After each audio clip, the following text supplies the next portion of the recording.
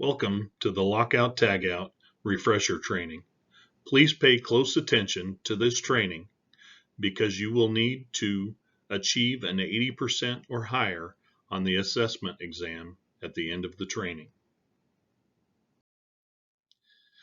The purpose of a lockout program is to reduce the likelihood of worker injuries and fatalities during servicing and maintenance operations, and to evaluate the potential for employee exposure to the unexpected release of hazardous energy during servicing and maintenance activities. The 5 main causes of lockout injuries are the failure to stop equipment, the failure to disconnect the power source, the failure to neutralize residual energy, accidental restarting of equipment, and the failure to notify the affected coworkers in the area. So what is lockout tagout?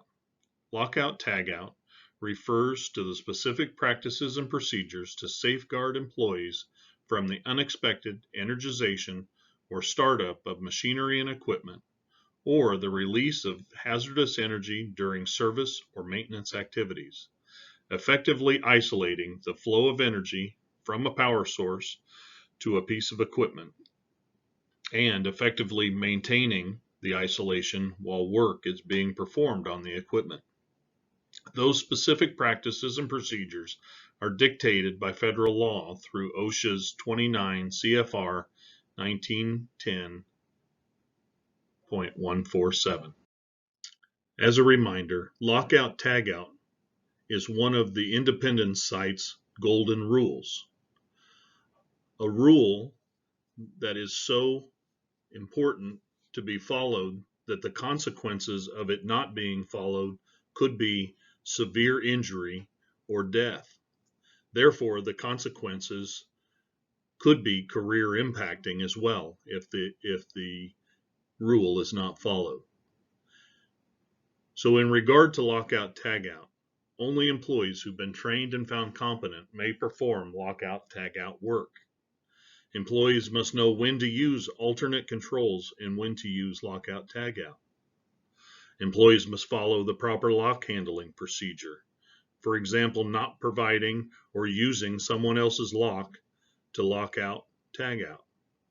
Employees must ensure all the stored energy, whether it's mechanical, chemical, electrical, or pneumatic, is isolated.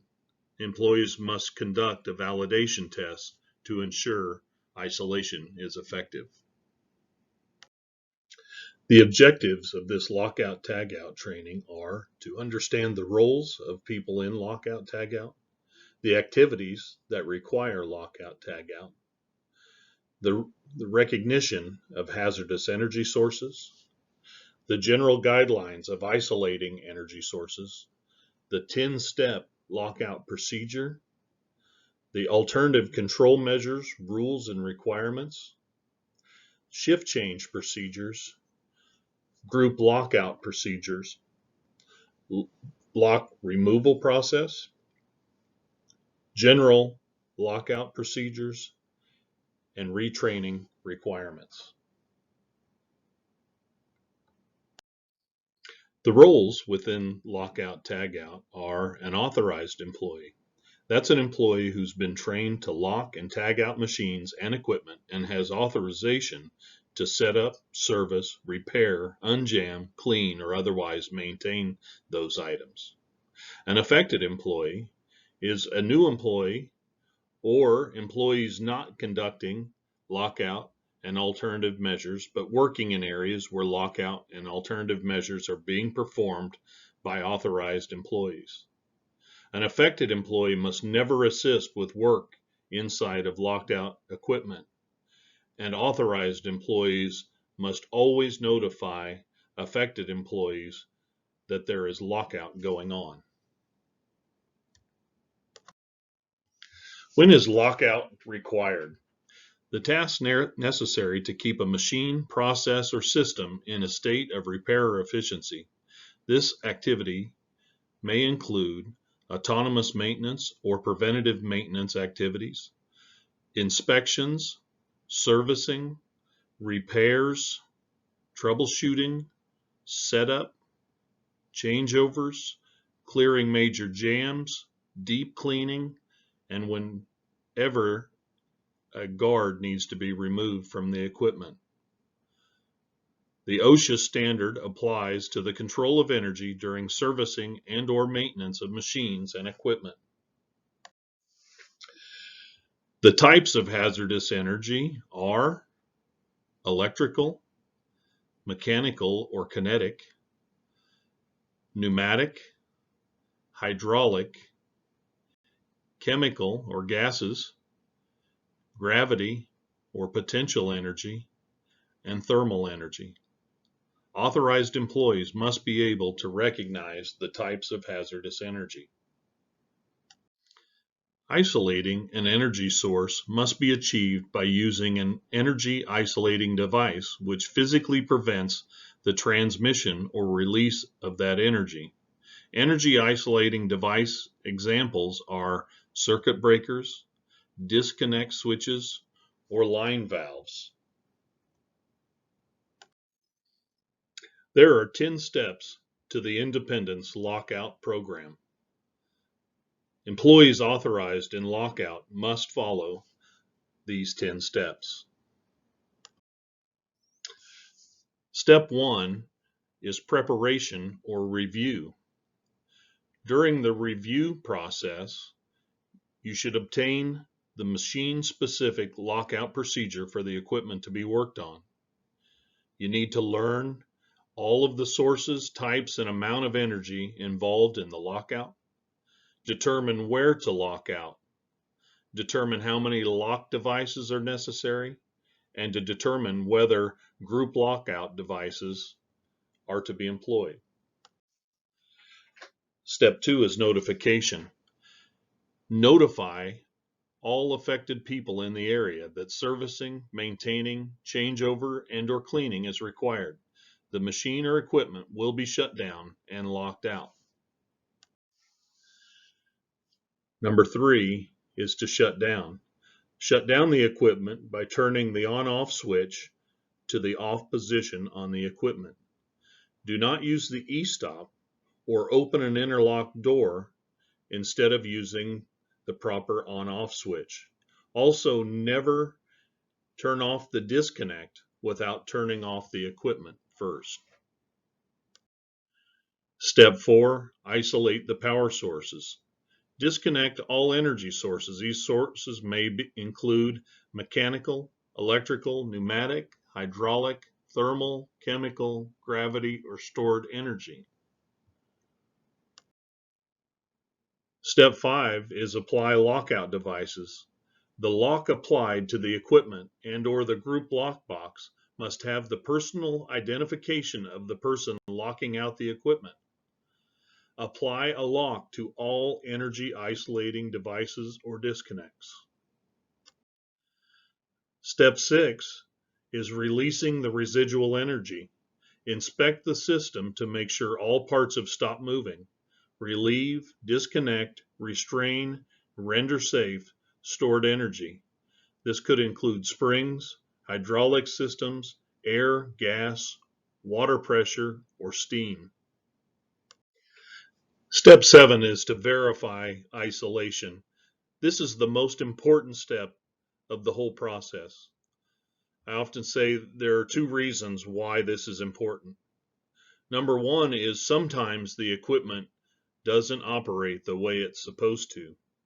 And number 2 is that sometimes people make mistakes. So to ensure that the equipment is functioning the way it's supposed to, and that there have been no mistakes made, the authorized employee must verify that the isolation and the de-energization of the machine has been accomplished by pressing the start button or turning the on-off button to on to confirm that the machine will not activate. The employee will return all controls to the off position after being certain that the lockout is effective. Step 8 is to keep the lockout in force. If testing is needed between repairs or adjustments, be sure to put the lockout back into effect before proceeding, no matter how minor the adjustments. Maintain the lockout until servicing or maintenance is complete. It's always critical to communicate between the multiple operators that may be involved in this process.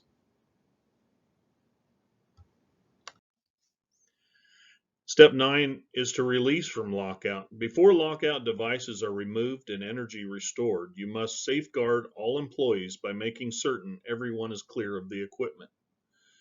Again, notify all affected employees of the impending re-energization. Verify that all tools have been removed, all guards reinstalled, and verify that the machine or equipment's components are operationally intact. Step 10 is the removal of the lockout equipment. Each lockout device shall be removed from each energy isolating device by the employee who applied the device. If employing the group lockbox, the last person removing their lock must remove the lock from the energy isolating devices. Alternative control measures, rules, and requirements. Alternative control measures are a safe and effective way to interact with energized equipment if all of the rules are followed. In order for a piece of equipment to have an alternative control measure, it must have the appropriate performance level safety system installed. Not all equipment is outfitted with this level of safety system. In order for an alternative controls procedure to be utilized, the following must be in place. A risk assessment must be done to ensure that the alternative measure provides the same level of protection as lockout. A documented procedure must be developed that provides equivalent protection, for example, a cycle stop switch and an interlocked guard door or key in pocket. Any person involved in an alternate control measure must be in exclusive control of at least one of the safety measures. For example, each person must be in control of a particular interlocked guard door, or in the case of the capture key, to have the key in their possession.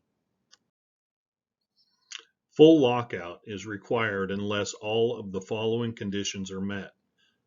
First and foremost, the activity being performed must be during normal scheduled production time, not during a changeover, an AM/PM window, a breakdown, or any other unscheduled time. When the task is routine and repetitive, such as clearing a minor routine jam or making a minor adjustment, it must be short in duration. It must be expected to and does occur frequently during the shift, even under optimal conditions.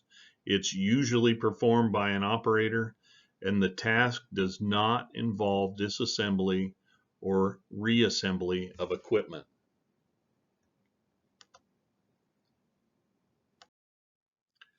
Shift changeover procedures. Lockout procedures lasting beyond the current shift must be handled appropriately. It is unacceptable to remove the locks from equipment that is not in proper operating state. Activities such as changeover or maintenance lasting beyond a shift, the oncoming shift operators or mechanics must ensure the lockout is verified and their lock is placed on the equipment or the lockbox before the previous shift operators or mechanics remove their locks. If the changeover or maintenance activity is carrying over to the next shift, but no one is assigned to continue the work, the off-going shift operator or mechanic must contact the supervisor for the following procedure. The supervisor must walk all the lockout points to ensure the locks are in place. Prior to the operator or mechanic removing their lock, the supervisor must place their personal lock or a supervisor lock on the lockbox. Group lockout procedures. Overall, lockout procedures shall be assigned to one authorized employee in the group. Every authorized employee in that group must verify that all energy sources have been isolated before placing their lock on the group lockbox or hasp. Each authorized employee shall affix a personal lock to the group lockbox when he or she begins work and shall remove this device when he or she stops working on the equipment being serviced. All employees must have a key to their lock in their possession at all times. Each employee must remove their own lock, not the locks of other employees. There should be no transfer of keys. The last person to remove their lock from the lockbox must remove the locks from the equipment. Removal procedures. When an authorized employee who has applied a lock device is not available to remove it, the device may be removed only under the following circumstances. Managers, supervisors, and/or planner must verify the employee whose lock it is to be removed is not on the premises. Those people must make all reasonable efforts to contact the authorized employee to inform him or her that his or her lock device will be removed. If not on site, the manager, supervisor, or planner must verify it is safe to remove the lock. The manager, supervisor, and planner will remove the lockout devices following the lock removal procedure. Upon returning to work, the employee's supervisor must notify him or her that their lock devices were removed before he or she resumes work at the facility. Completed lock removal forms shall be turned in to the SHE department within 24 hours, and any lock removal must be noted in the daily shift report. Lock requirements. All personal locks will be plastic, red in color, and have the authorized employee's name legibly written on one side and danger, locked out, do not remove on the other side. Group locks will be aluminum, all one color for each line, no labels, and all stored in the line lockbox with one key. Supervisor extended locks will be plastic, orange in color, have danger, locked out, do not remove on one side, and have the designated number assigned in alignment with the supervisor extended lockout sign out book. Maintenance locks will be plastic, blue in color, and have the designated number assigned in alignment with the maintenance lockout sign out book. General lockout rules. An authorized employee will isolate all hazardous sources. 2 or more authorized employees are not allowed to work under one lock and tag. An authorized employee will test equipment after isolating it from all energy sources to verify effectiveness. An authorized employee must always personally lock out the equipment. Cases of multiple employees, each employee must verify the lockout and personally place their lock on the lockbox or hasp. Only one key per lock, no duplicate keys. The personal lock must have the statement "Danger, locked out, do not remove" on one side of the lock and the name legibly written on the other side. An authorized employee will not leave a key in a lock. An authorized employee will not give their key to an employee. Locks must not be used for personal use, and tag-out tags alone are never to be used without a lockout device.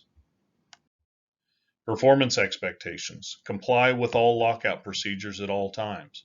When locking out equipment, personally verify that the equipment is de-energized, locked out, there is no residual energy, the equipment cannot be restarted. It is also your responsibility to communicate to your supervisor if the energy control measures do not effectively isolate the equipment or machinery from starting. If in doubt, always ask a question. Retraining requirements. An employee will be retrained if any of the following occur.